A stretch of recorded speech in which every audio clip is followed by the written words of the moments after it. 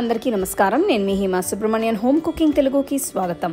మీరు ఈ పొంగలిని ఇంట్లో పూజలకు కానీ పండగలకు కానీ చేసుకొని నైవేద్యంగా కూడా పెట్టుకోవచ్చు. ఈ రోజు నేను మీ అందరికీ గుడిలో చేసేటటువంటి ఒక మంచి చక్కెర పొంగలి రెసిపీ చూపించబోతున్నాను. ఈ చక్కెర పొంగలిలో ఫ్లేవర్స్ కానీ రుచి కానీ చాలా అద్భుతంగా ఉంటుంది. సరండి ఈ రెసిపీ ఎలా చేయాలో చూద్దాం. చక్కెర పొంగలికి నేను 1 కప్ అంతా బియ్యం తీసుకున్నాను. ఇది 250 ml కప్ మెజర్మెంట్.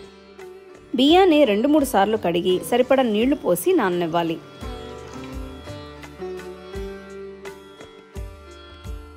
మంచి వెడల్పాంటి కడాయిలో 1.5 లీటర్లు నీళ్లు, 1/2 కప్పు కడిగిన పెసరపప్పు వేసి ఒక్కసారి కలుపుకొని 15 నుంచి 20 నిమిషాల వరకు ఉడికించుకోవాలి.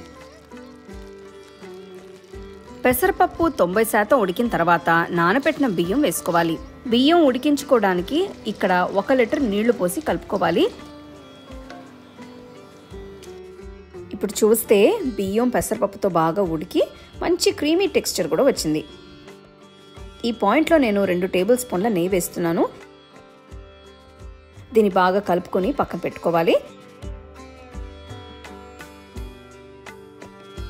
ఇప్పుడు ఒక ప్యాన్లో 1/2 కప్పు నెయ్యి, కొన్ని జీడిపప్పులు వేసి వేయించుకోవాలి.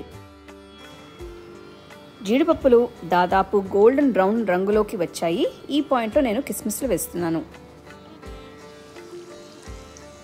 కిస్మిస్లు ఉబ్బిన తర్వాత నేను 1 కప్పు తురిమిన ఎండు కొబ్బరి వేస్తున్నాను. మీ దగ్గర కనుక ఎండు కొబ్బరి లేకపోతే పచ్చి కొబ్బరి కూడా తీసుకోవచ్చు. కానీ కొబ్బరిని బాగా వేయించుకునేలా చూసుకోవాలి. ఎండు కొబ్బరి పొంగల్కి మంచి ఫ్లేవర్ ఇస్తుంది. తర్వాత 1 టీ స్పూన్ యాలకుల పొడి, 4 లవంగాలు వేసి ఒక్కసారి మొత్తం అంతా కలిసేలా కలుపుకొని స్టవ్ ఆఫ్ చేసి పక్కన పెట్టుకోవాలి.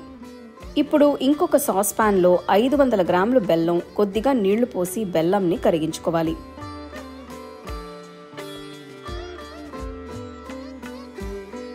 బెల్లం పూర్తిగా కరిగిన తర్వాత వేయించుకున్న జీడిపప్పులు, కిస్మిస్లు, ఎండు కొబ్బరి మిశ్రమాన్ని వేసి కలుపుకోవాలి.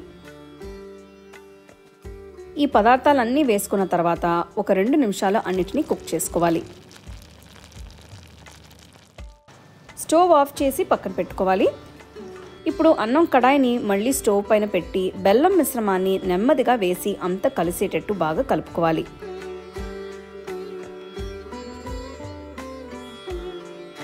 మొత్తం అంతా బాగా కలిసేటట్టు చూసుకోవాలి. మీరు చూస్తే ఎంత క్రీమీగా అద్భుతంగా కనిపిస్తుందో చూడండి. చాలా ఈజీగా చేసుకోగలిగే మంచి టెంపుల్ స్టైల్ చక్కెర పొంగలి. మీరు చూస్తే ఇది మామూలు మనం ఇంట్లో చేసుకునే చక్కెర పొంగలి కన్నా కూడా టేస్ట్ చాలా డిఫరెంట్గా ఉంటుంది. సో దీని టేస్ట్ ఇంకొంచెం పెంచడానికి నేను 2 టేబుల్ స్పూన్లు నెయ్యి వేస్తున్నాను. చక్కెర పొంగలి చాలా బాగా వచ్చిందండి. ఈ పాయింట్లో స్టవ్ ఆఫ్ చేసుకోవాలి.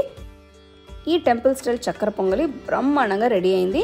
ఈ చక్కెర పొంగలిని మీరు ఇంట్లో పూజలకి పండగలకి నైవేద్యంగా పెట్టుకోవచ్చు. అంత రుచిగా అంత బాగుంటుంది. చాలా కమ్మటైన ఒక మంచి చక్కెర పొంగలి రెసిపీ. తప్పకుండా ట్రై చేసి ఎలా ఉందో నాకు చెప్పండి. అలాగే మీ ఫ్యామిలీ ఫ్రెండ్స్తో షేర్ చేసుకోండి.